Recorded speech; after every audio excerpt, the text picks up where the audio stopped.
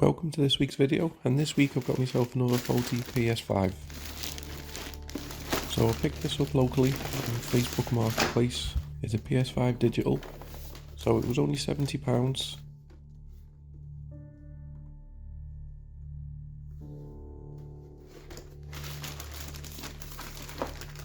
It come with the controller and the leads, so I was only expecting the console, and then when it turned up he gave me all the extra bits, so it was a nice bonus. He was a nice guy as well, so I told him my channel, hopefully he's watching. So all of the back of it looks fine, no issues with the HDMI.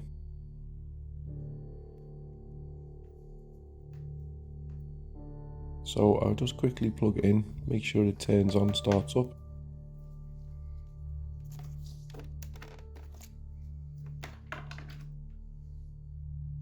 Press the button, get the beep.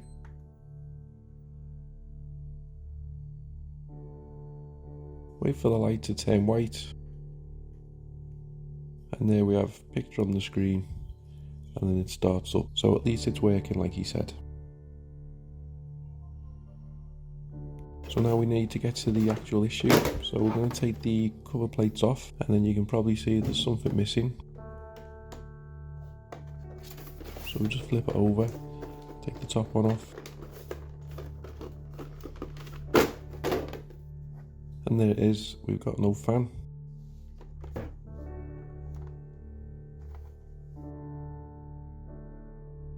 And more importantly, we've got no connector either.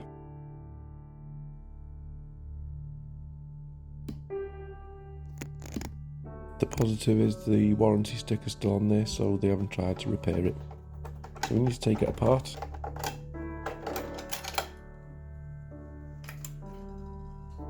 I'm going to use my iFixit kit. This torque screw to remove all the outer screws.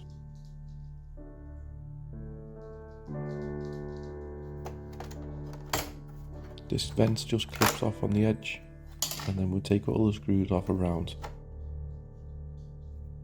So a quick test to see if I can remove the label without actually voiding it.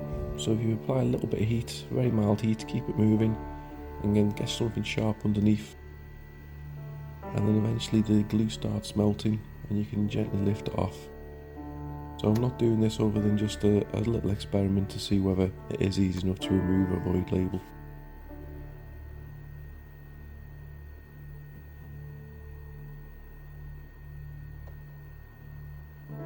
So a couple of seconds, and as you can see, other than a little bit at the edge where I was probably a little bit keen to get the tweezers in, it came off perfect. So now all the screws out, the lid will just lift off.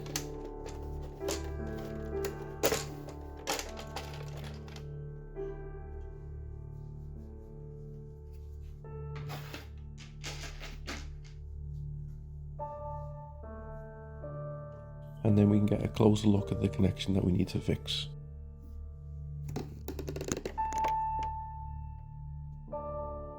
So we get it under the microscope, and as you can see, two of the traces are still on there, the other have all been ripped off.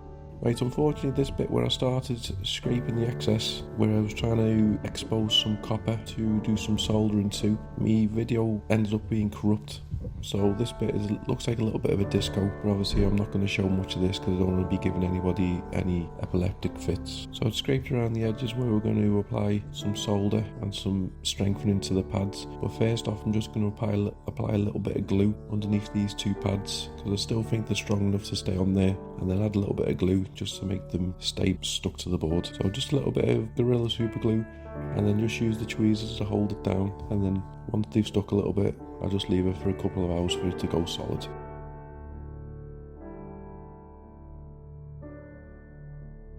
Then once the glue's gone solid and dried, I decided to apply a little bit of USB mask to cover the edges that got pulled up, just to make it a little bit stronger.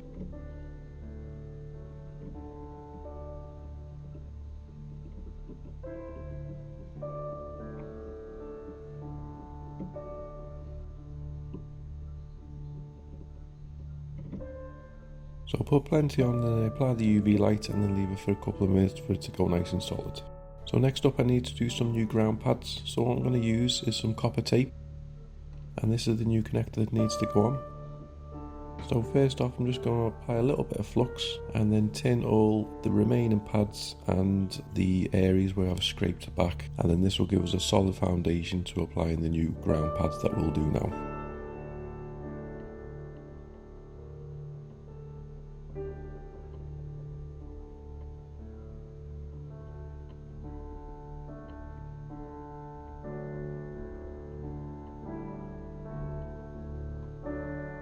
So I cut some copper tape to size and then just place it into the right area, just making sure it's nice and positioned. And then all I need to do is add a nice blob of solder, and then the solder will attach to the traces that I've scraped back behind it, and it will give it a nice firm base for when we want to apply the new connector.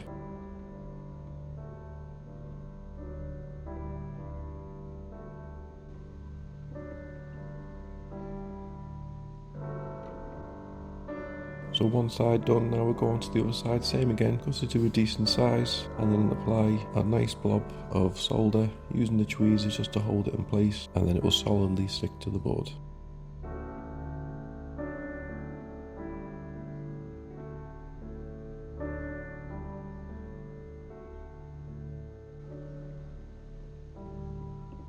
So the plan initially was to use another piece of copper tape to use for the missing trace.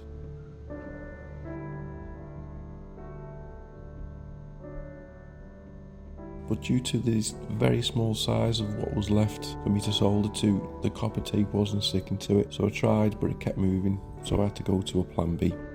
So we'll just give it a little clean up and then we'll get zoomed in quite closer. So as you can see, there's a little tiny dot at the top, and this is what we need to solder to. So the copper tape wasn't applying to it, so I'm going to have to start with a little bit of enamel wire.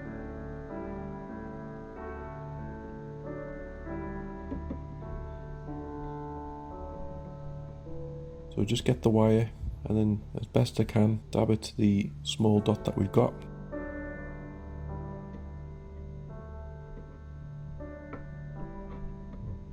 So I'll get the connection, and then I'm just going to use my tweezers to twist it round and then double it up just to make it nice and strong and give me a bigger area to solder to.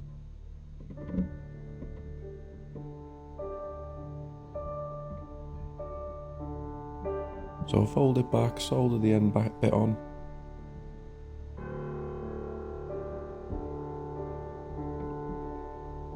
And then just use a knife to cut off the excess. And then once again we give it another quick clean with isopropyl. Keep cleaning as we go along.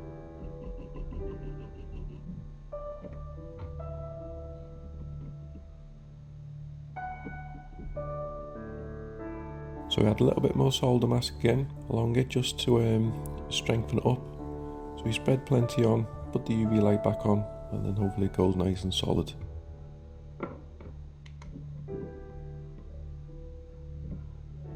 So once that's done, we can apply some more flux, and then all we need to do is position the connector, push down with one hand, and then apply the soldering iron for a couple of seconds so the solder begins to melt and then attaches to the leg. Take it off and leave it for a second to solidify, and then we do the same on the other side. Push down, let the solder melt, and it'll go nice and solid.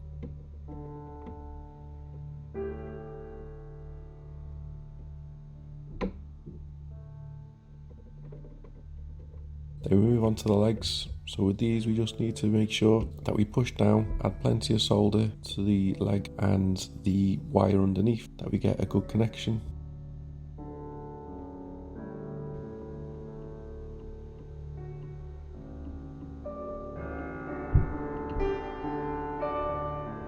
Then once you're happy, same again on the next one, so apply a little bit more solder and then make sure that the solder is connecting the legs and the pads underneath.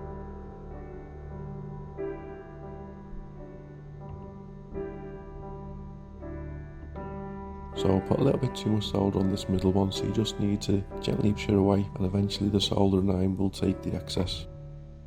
Then we just give it a quick test with the tweezers. The end one is going to move because it's connected to a wire, but it should be okay.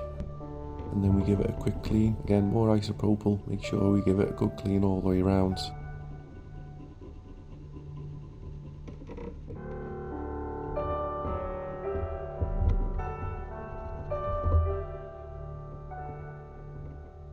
and that should be that, nice and solid. So now we're going to test. So luckily I had a spare fan off a previous repair attempt, so we make the connection.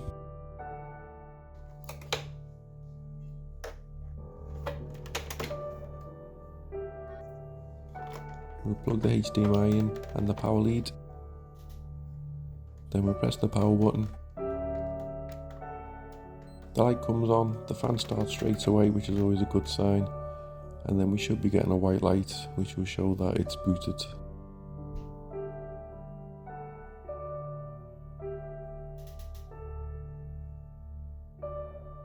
And that looks like it's working fine. So while I've got the PlayStation open, I might as well give it a quick clean. So just release the 2 screws on the back so that I can flip the board up, and then we can see there's a bit of dust in here. So we get the toothbrush and we brush it out as best we can, all the edges. Any excess on the inside, isopropyl alcohol also helps to get rid of all the dusty bits.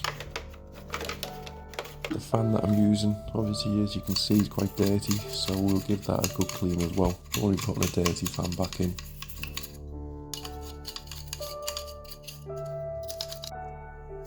And already it looks a lot better. So I wasn't going to do anything with the liquid metal, but I thought I'd give it a quick look, and then luckily I did, because as you can see there's a massive dry spot on it.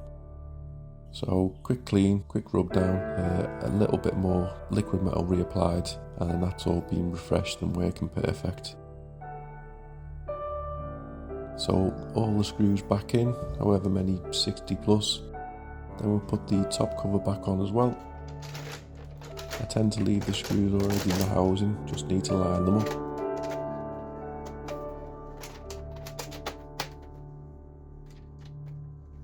Then we'll put the fan back in, make the connection.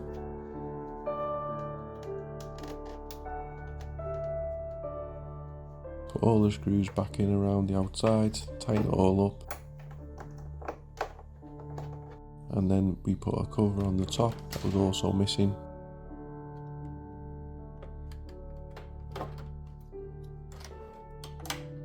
Put the grill back on before we give it another final test. Top cover's being given a good clean, as is the bottom one. Just clip that back on. And then that's it, it should be done, all cleaned up, all nice and new, as good as.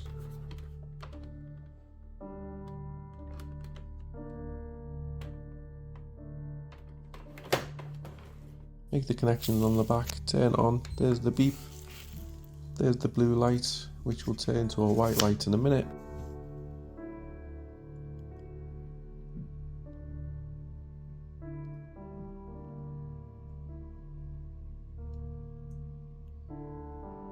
And there's a display on the screen. So overall a nice fix, one that I haven't done before. It wasn't too hard. Just needed a nice new connector and a little bit of TLC. Obviously that dry spot wouldn't be good for the long term.